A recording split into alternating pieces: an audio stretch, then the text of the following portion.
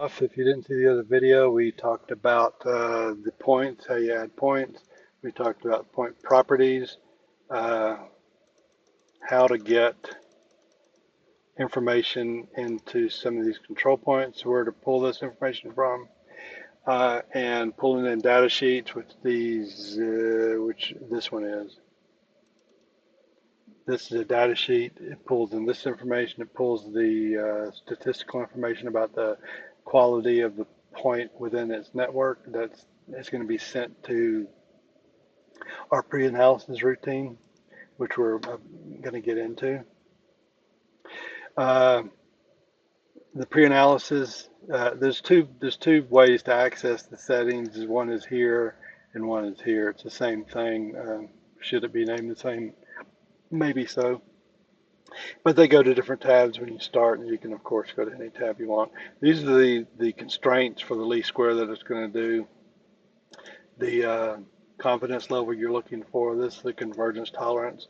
And by the way, StarNet is like a centimeter of convergence before it converges. Some of this is not necessary because it's not a we don't have any observations in here. It's just using the geometry, the statistical data of the point observations, and that type of stuff. So let's go ahead. If you watch the other thing, you know that what this is. Then we have a course point down here, PUB6 and AMC4, and they are listed in here. For right now, we haven't, let's see, I don't think we have, we set 2 hours for that. We can see what increasing, decreasing this does to our network adjustment. But for right now, we don't need to touch any of this other stuff because our plan's already been made. We're going, and if you saw in the other video, we've assigned crew member names and we've assigned what equipment they're going to be using. And that equipment comes from Trimble's INI files. If we look at this information is being sent to the pre-analysis. So that it's much more customizable than StarNet is. I believe they have just a global setting for everything, and you can do that if you don't want to include all this information. You can say this is a default for all these sessions are going to use this. That information is sent. Same thing with antennas. Here's the network settings. Now here's this, I didn't show this in the other video, but this is where you set the threshold limits for down here. How much redundancy you want in the network. And it will tell you down here if you met it. I don't think we did meet it in this case. And then this defaults for GNSS. This is, StarNet has antenna heights that you can use. Not really necessary for this type of thing, but it has in there, so I included it. And then we've got centering and antenna centering and height error estimates that are go directly into the network adjustment. For optical, we have the same type of thing. We have an instrument height, target height, and then here we have a number of rounds. The default is 1, and we'll see what happens when we change this. Instrument centering, target centering, instrument height, target height, all that kind of stuff. Now there's no INI for total stations or leveling, so we have some default instruments in here that when you use that, it pulls this information and it goes to the pre-adjustment. Same thing with, oh, and you can also say, well, this is my default for every one of them. Which is not necessary. You'll see in a minute. Let's use something Sakia. See if it pulls this information in properly. For leveling, it's the same thing. You can say we'll use TopCon, and you can say if the instrument doesn't have, where is it, TopCon? If it doesn't have this millimeters per kilometer value, you can enter it here.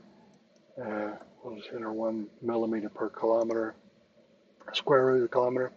That information again is sent to the pre-analysis. You can, if your level is not in here, you can add it and enter this information, then it will be stored in this list. So let's close this and let's add a traverse. We need to go from P14 backsiding 13 and go across this way and then up and close on this point. We may add 2 traverses. Who knows? So we're going to keep all this information visible. We can collapse and expand these. We don't need to see them. All of that. We're not going to be on this tab, so it doesn't matter that much. But here we are. We're going to, in conventional, we're going to add our traverse.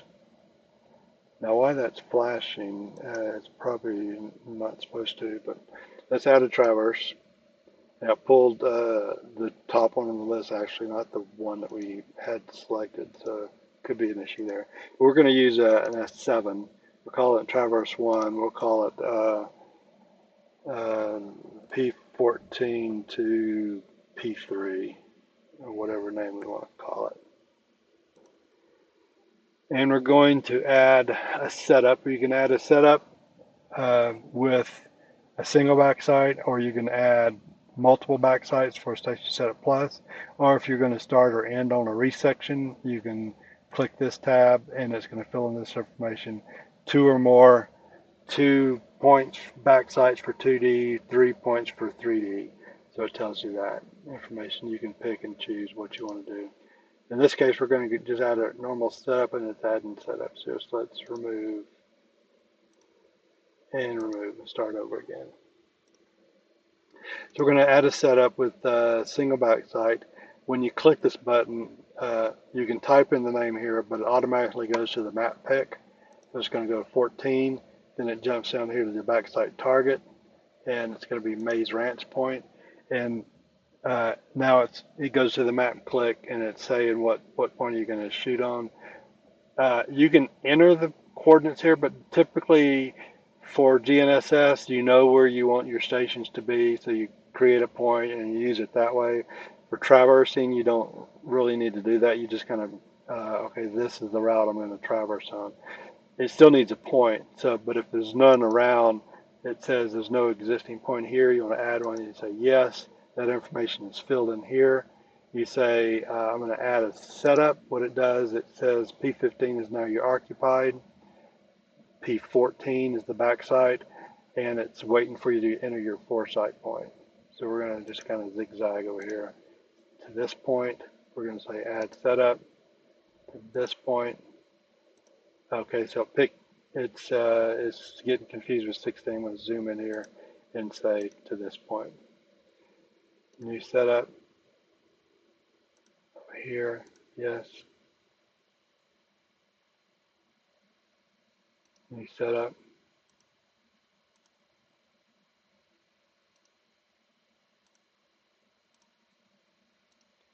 And we'll just continue to add our our traverse stations until we reach 13. 3 is the endpoint, so we're going to say add setup. It's not really that much difference. You just say your target is going to be a known point. So it doesn't compute the point, so we know that's a known point. So that's our traverse number 1. We get in there another traverse if we want to save time. We won't do that. But if you need to fix something, you can go back up here and add some more stuff. Say on this station, we wanted to do some foresighting, some side shots along here. So we can go and say add a side shot to here, add a foresight to here, add a foresight to here, so forth and so on. Now these are identified, side shots are identified as these little stars here. Of course, the side shot is a foresight that's not set up on. Once it sees it's set up on, then it's no longer a side shot because it's connecting to something else. So there we go with our leveling. We're conventional. You can see that the HI is pulled from our project settings. We have return to 1 set, backside foresight, phase 1, phase 2. In here, this is controlled. I can manually change this, or it's controlled by the project settings. Let's go to the leveling tab and add a circuit. May need to do some work on this, identifying what this means. This information actually comes from this manual right here. You can see the second order class 2, your second order class 2. These are the standards we're trying to reach. Talks about benchmark spacing, a bunch of other stuff in here. So if I think it's a really useful tool for a survey to have. I would say majority of people don't know this information, so this is really good to have. Okay, so I pulled the TopCon instrument in here, but we're going to use the okay, we won't use the brand new one. We'll use the Denny 3, and we're going to say add a run. Now, let's say we're going to survey, we're going to do a level from P9 to P3, we'll say. You can just go click here to here, and it's going to give you a distance, a straight line distance from here to here. But if you're not going to do that in the field, so let's add the station so we get a truer picture of what the distance between this is. Too. You can also do a single run from here to here and call it good. Or you can say, no, I'm going to do a double run for each of these. So you're going to do a double run from here, this point, and then come back. And you'll pick up, start at this point, and go from here to here, and it's a double run. So forward run, a back run, forward run, a back run. And you just do that by checking this box. So in this case, it's going to be a double run. It's going to be from P9 to this new point here. Say we're going to add a benchmark right there. It's a double run, so we're going to add another run from P26. Automatically fills that in for you up to this station. Oops, it picked P18 because we were pretty close to it. Let's go back and say here. There we go, 27.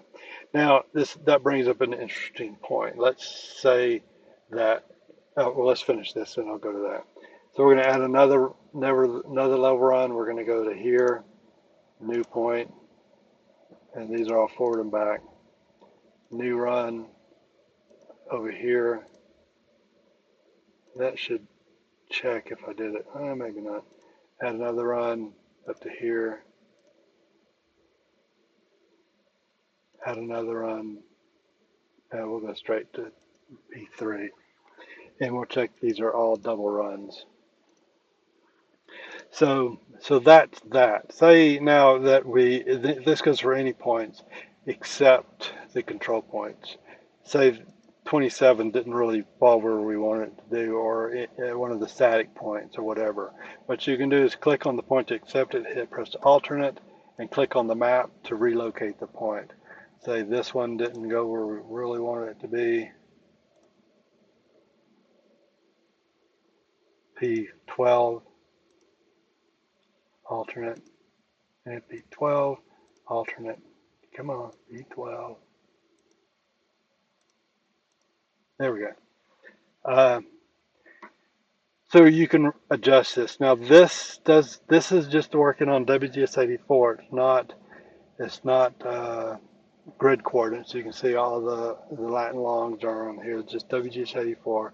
For this purpose, for this planning purpose, you don't need precise coordinates that you would get in TBC, because we're looking at vector lengths between here, and if you're a couple meters off, it really doesn't matter for this planning purposes, unless you're working in a really small site, but then you would just zoom into it and add points, multiple points. Even if it's a meter off, it doesn't matter for this purpose of the precision, but it could you could plug in Coordinate System Manager if you needed to. Like I mentioned earlier, you can import coordinates. So if you started this in TBC, or if you had a list of coordinates from Google Earth, you can export out a geographic or state plane grid value. You can tell it what coordinate system you're in, how it's set up, and then import the points that way. It gives you a preview of the list here. It'll do north, south, east, west, or plus or minus, whatever it is Oh, it says that down here. Whatever it is you want. So it can do that, can work with state plane values in a limited uh, way. It's mostly geographic. So now let's look at our pre-adjustment uh, numbers. So right now we're at overall, our mean is 20 millimeters or two decimeters. I mean, 2 centimeters. No, that'd be decimeters. So not real good. It tells you some information about uh, connectivity of these points, and it gives you each points. These are the error ellipses of the points. You can switch this to an RMS if you prefer, maybe something a little more uh, easier to read for this. Now, like I said, there are error ellipses in here. There they go. These are the side shots. You see, angular wise, distance wise, it's better than it is angular. So that's the same thing you see in TBC when you have observations like this. So these are all scalable. So let's look and see what we can do to improve this. We're not going to look at each number, but let's look at our mean and what our worst is in this case. So let's go to our network configuration and say, now we've already made the plan. So if you've done that and come into here, you would have to replan the survey.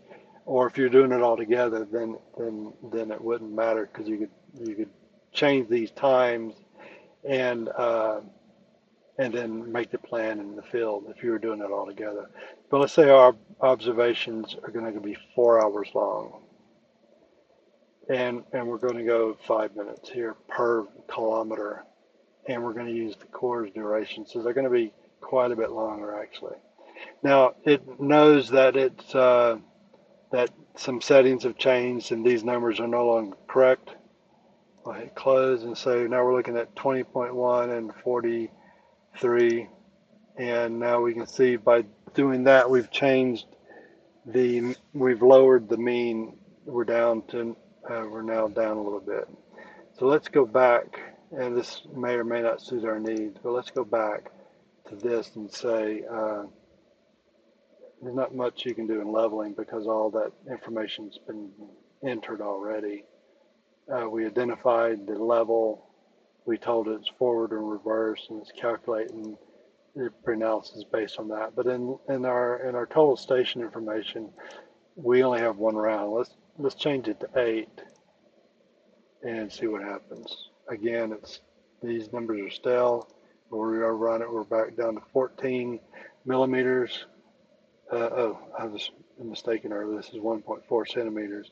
So you can keep doing this until you get it to how you would like, to better fit you. If it wasn't coming down with this information being what you plan to do, this information as far as rounds, you can mess with these if you know your tribrachs or have just been leveled and you have really good observers. You can reduce these numbers. Let's just say it's a millimeter for those,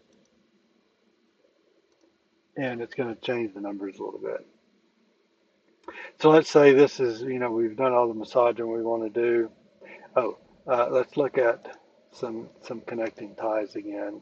Now, I mentioned these before, that these are points where it would increase the precisions or the accuracy of these points. These are strength of figure values that if you put a point here, it would produce a good geometry for these points. So if you were looking to do that, you could even add a point way out here. But some of this, when you do a traverse, you're usually going down a pretty narrow area, and there's not many options to add information to a traverse. But if you're doing a static session, you may have more of an opportunity to put some points out that would improve the geometry. Anyway, so this is what we want. This is what we like to see. What we want to see is what we're planning on. Now we can go to a the full analysis, pre-analysis report. This image doesn't always come up so good, but that's a good image, so good. We'll take it and we'll see what the settings were. We'll see if the setup errors. We'll go to our network strength and then some warnings about some of the redundancy that we said. Of course, these can be changed and you can increase your redundancy. In this case, it's okay for this example. We go to our stations where we get standard deviations for each of the points. Some information is these P26, 27, these come from the Denny, so there's no horizontal statements on those. So all of our unknown stations, we've got the control points that's pulling its information. When we said that that was a scaled, no, not a scaled, what do we call them? Uh, a weighted value, that those positions are allowed to move within that weighted amount, so that you're seeing that. You were looking at the equipment page of what we're using. If it's got a calibration, total station, what it is, the instrument, the crew, the known stations, the observations that we made, and we're getting the standard deviations of, of, of everything we've got there. This includes everything that the StarNet uh, app has, because I looked at the report and made sure that I copied everything. The layout may need to change some if we so desire, and then some tolerances. Again, these are some of the points that were in the least square, that were in the leveling, oops, that were that that fell, or maybe it could be some other points that had minimum data to it, so they failed. And then more information. Now we can save this to an HTML report, HTML, and if we needed to, we could then go to the HTML report and save it as a PDF. Or if you just want to keep it in here, that's fine. Next time you open this up, it'll pull up the same information.